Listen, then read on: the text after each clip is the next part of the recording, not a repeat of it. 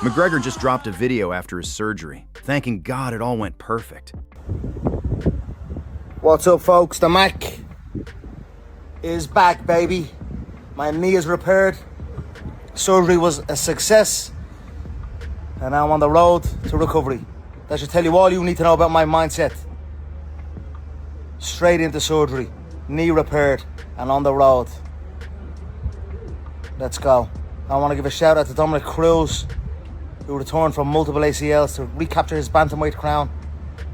George St. Pierre had multiple ACLs. Don't know whether he returned after his second ACL. However, he's doing backflips and his movement is still stellar.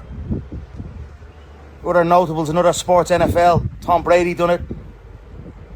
Aaron Peters done it. These are my motivation here, especially the fighting boys. Yup, Cruz. Yeah. Unstoppable, baby. My mindset is unstoppable, unbreakable. I'm gonna do something about this hair. I'm not sure just what yet. Stay tuned, folks. Yeah, I love you all. Mac Energy is available now on Amazon. Forge Irish Stout if you're having a social one. Enjoy yourself out there, folks. Thank you, God. Thank you so much, God. I'm still a very small channel, so if you're enjoying this video, please hit that like and subscribe. It really helps me grow. Let's get back to the news. In a new vlog on his YouTube channel, Volk confirmed that he has started training camp and admitted it's pretty obvious that Evloev will be his next opponent. You know, it's not locked in, but you know, it's pretty obvious it's probably going to be Movzat. So get all that wrestling in nice and early. Did a grappling session afterwards as well, went over a few things, which was cool, got to drill some more. And then a couple of... Speaking during Wednesday's media day, Gamrot said he has no problem facing up-and-coming fighters ranked below him and is eager to test himself against one of the lightweight division's most dangerous rising prospects in Salkild. I like be active, you know, I like fight with everywhere, you know. When I signed contract with UFC, my goal was fight with the best guys in the world, and I doing this. So in the past, I took two guys with our ranking and I show what is the difference between my level or these guys. So we'll see what's happening this Saturday night, but I am more than ready. I had great camp in American top team, a lot of great runs. So my mental is strong. Let's go. Yeah, he's dangerous kid. He's tall, young. He looks strong, you know, heavy kick style. So I need to be careful in the feet. But I love when he try taking down people in the ground. He used some wrestling stuff. So I hope so he gonna be the man and he gonna keep the same strategy against me, because there's gonna be a lot of scramble, non-stop action. And I love when people try take me down and fight with me in the ground, because I can show much different skills and technique what I bring before to the cage. It's a lot of hype around him, but to be honest, I don't care. I know what I bring to the table and I am ready to. Daniel Rodriguez says he was so out of shape after he got out of prison that he was ragdolled in a wrestling match by his 17-year-old son. I got 5 kids. My oldest is 17, just graduated high school. He wrestled in high school. I told him if he been wanting to fight, so I told him, if you want to fight, you got to wrestle. What years did he wrestle? He wrestled all 4 years of high school. Okay, how is he? Is he nice? Yeah. You know, it's funny, bro. When I got out of jail, and he's like, "What's up?" He's like, "I know your ass can't wrestle, Dad." Yeah. He knew my gas tank was shit, bro. So he's like, "What's up?" You You've been eating ramen noodles and Cheetos. Yeah. I'm gonna fuck you up. Yeah, looking a little soft, Dad. Yeah. Bro. So I hope you ragdolled his ass. So in my mind, I had one round. I was like, all right, I got one round in me of solid work. 5 minutes. That's all I need. Yeah. So I landed the one takedown after that. He ragdolled me, bro. But oh man, bro, I was like, how is he this strong? I was just. It's a young man's sport. Yeah, dude. I'm like, dude, this guy is strong as hell, and it just made me proud. It made me happy. I was like, okay. You almost want that in a weird way, right? Ali Abdelaziz says Gaethje has no plans to retire 2027. we will see Justin Gaethje fight. I know he's talked about this retirement decision. Do you think Justin Gaethje fights again, or is he leaning towards walking away? 2027, we'll see Justin Gaethje fighting. He's fought 2 times this year. He deserves that time off. He's still the lightweight champion, undisputed, and I think all those guys have to chase him. You know what I'm saying? But he wants to be in a big fight, big fight. What is the big fight? Who decide that? Is Dana White who decides? What's the biggest fight they can make? And I would like to see Justin Gaethje. If he retired today, I'll be so happy because he did everything he have done. And if he want to choose to fight one more time, he can fight one more time because nobody tell him what to do. He's the boss. Yeah. No, I think I think a rematch with him and Max Holloway would be huge. There's a lot of rumors Charles and Arman are going to fight in LA in September, maybe the winner of that. I don't know, there's some good fights out there. Yeah, for sure, man. Listen, at the end of the day, it just have to be a massive fight. It have to be a massive fight. You never know, bro. Like, you know what I'm saying? It's like Ilya was supposed to fight Islam, right? You know, if he would have beat Justin, Ilya didn't beat Justin. You know, it's a lot of option, man. A lot of option. We'll get UFC is so busy right now. Let them do what they do, and we're gonna sit down and we're gonna figure this out. And Wonderboy Thompson showcases his beautiful kick technique. If I kick you, and every time I throw a kick, I do this, what kick do you think I'm gonna do? Round kick. If I go here, what am I gonna do? Side kick. If I bring it up, what am I gonna do? Hook kick. So what I like to do is what I call the universal chamber. I try to make all my kicks chambered the same. So that way this guy thinks I'm doing the same kick. It's hard for him to figure out which kick I'm actually going to do. I did this against Johnny Hendricks. Hit him with a side kick. And I picked my leg up like I was doing a side kick, but I kicked him in the face. So my universal is I make all my kicks look like I'm going to do a side kick. And then from there, either I can do a side thrust kick, I pick it up, round kick, or I pick it up, and I'll change the angle and throw a hook kick. Try to fake him. UFC Hall of Famer BJ Penn is making another run at politics despite his ongoing legal troubles. The 47-year-old former UFC champion previously ran for governor of Hawaii in 2022, but was unsuccessful. Now, he is seeking a seat on the Hawaii County Council, running for the District 1 position while continuing to deal with a series of legal issues that have followed him over the past few years. This is how you change things in Hawaii. Vote BJ Penn. The primary. When I get in, we all get in. Earlier this year, a judge ruled that Penn was mentally fit to stand trial after he was arrested multiple times. Most of his legal troubles stem from incidents involving his family, including allegations that he assaulted his mother at her home in Hawaii. Penn was arrested 5 times in 2025, initially facing 2 arrests on charges of abuse of a family or household member. The allegations were made by his mother, Lorraine Shin, who was later granted a restraining order against him. Authorities allege Penn violated that order multiple times, leading to additional arrests. Shin also accused Penn of extreme psychological abuse after he began claiming that members of his family had been killed and replaced by imposters. Penn is scheduled to return to court on August 28th as those cases continue, but he remains eligible to run for office. Javier Mendez argues that a win at UFC 330 would put him firmly in the GATT conversation. The sky's the limit as to how far he's going to go. My opinion is I think he's bordering on close to being the greatest of all time. You know, like this win, hopefully we get by this one and then one more. Then I don't know if there's going to be any question on who's the greatest fighter of all time. I think the Islam Makhachev should be considered in that picture, you know, in my opinion. It's my point exactly, you know. It's kind of hard not to put him in that conversation. Look at all the records he holds. If he wins this one, you know, which we can't say we're going to win 100% because nothing's 100%. Ian Gary is a tough customer, but I feel we're going to win, and I feel Islam's going to dominate. But when that happens, like I'm expecting he's going to be in that picture. Everybody's going to be saying that about him, and they should, rightfully so. He would have proven it, you know, by his performance on August 15th. The funeral for Alan Nascimento was held today.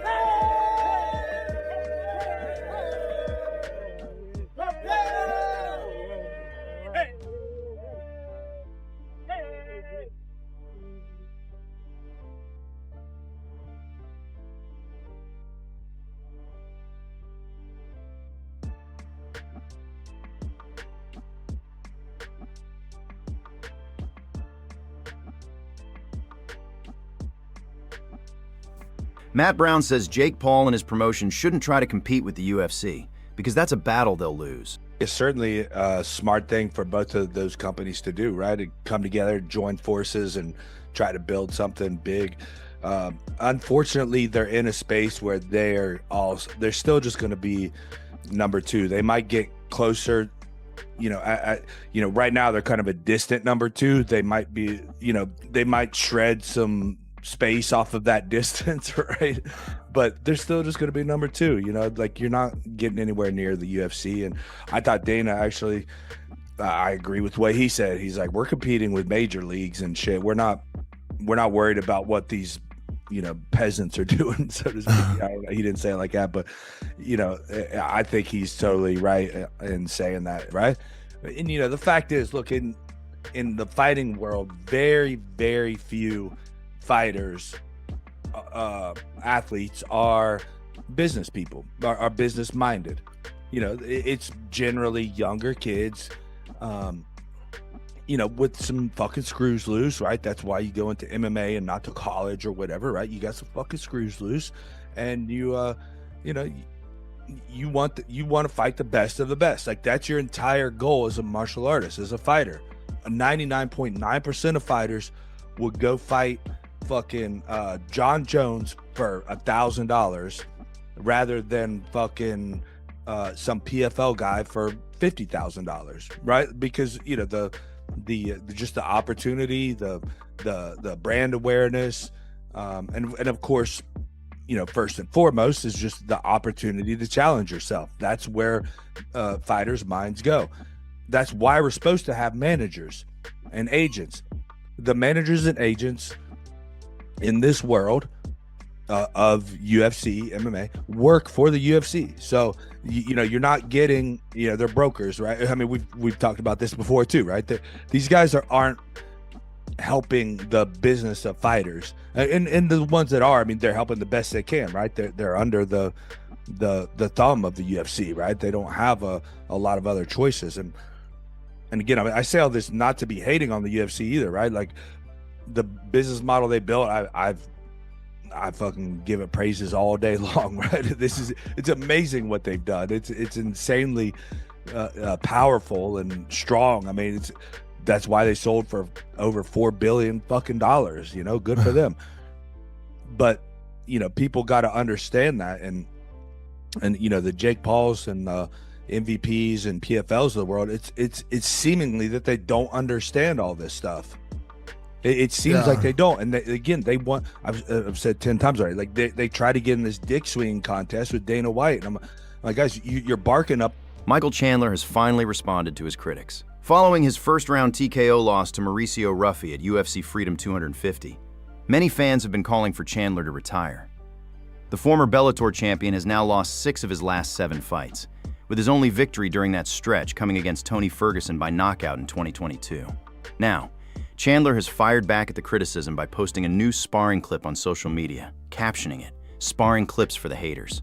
Walk on. See you at the top." Let's go.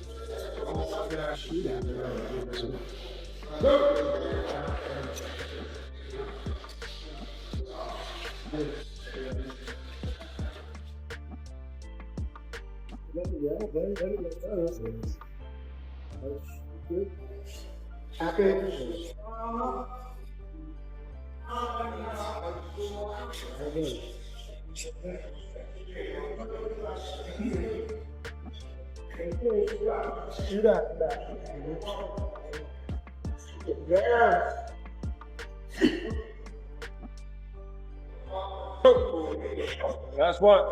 Man, I know. Yeah.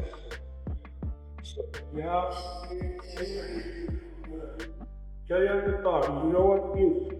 Carry on your straight up. Yes. Oh my God, oh God, man.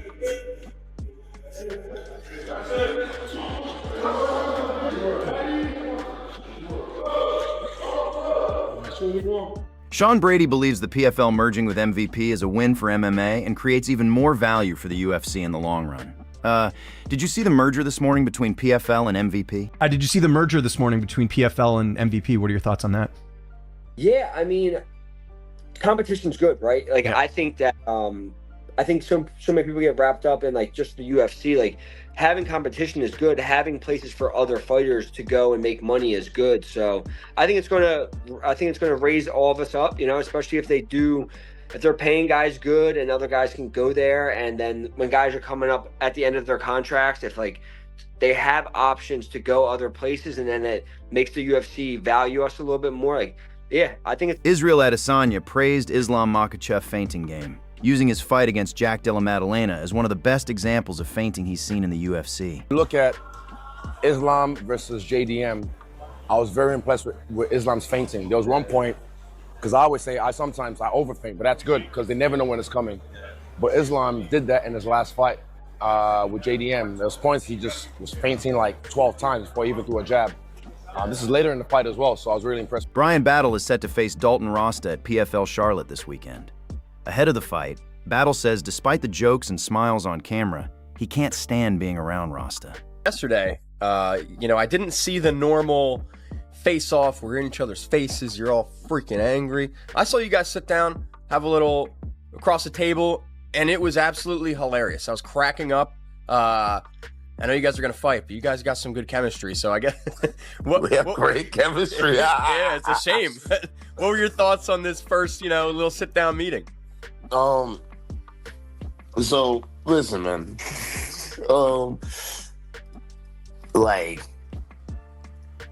We have great chemistry, but Dalton Rasta, you know what I'm saying? He's still bro. You know what I'm saying? Fight week, I get it, man.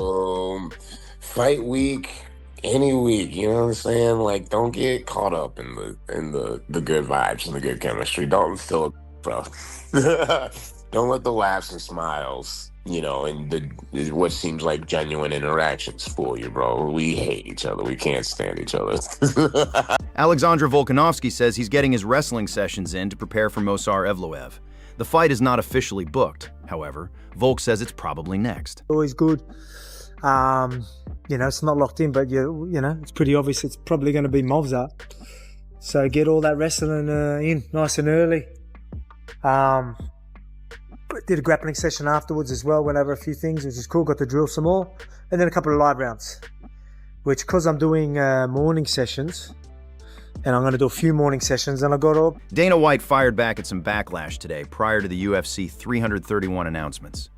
Many fans criticized the UFC for selling tickets without a main or co-main event. No main event, no co-main event, and the UFC are trying to sell tickets for UFC 331 already. This is the scummiest thing I've seen in my life. This event is in a month and a half, and they have yet to announce the main and co-main event. They don't even know what the main card... Dana left a comment on that video with this gif of The Rock saying, "Shut up, bitch!" I cannot believe what I am looking at right now. Nah, this is war. This guy Dana White commented on my video telling me to shut up because I was saying the UFC was selling UFC 331 tickets without a main event or co-main event. And the sneaky, sly individual goes and announces the fights.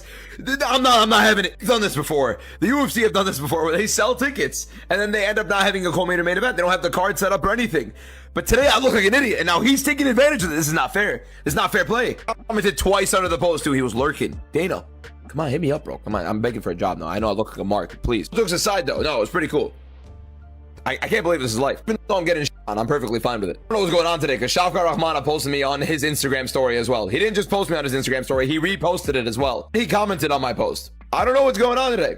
I'm not complaining. I'm having a great time. Do not let these guys fool you. The UFC have done it plenty of times. They've done it this year. They've done it to an event that I've gone to this year. They will have pre-sale out. They will have ticket sales out plentifully.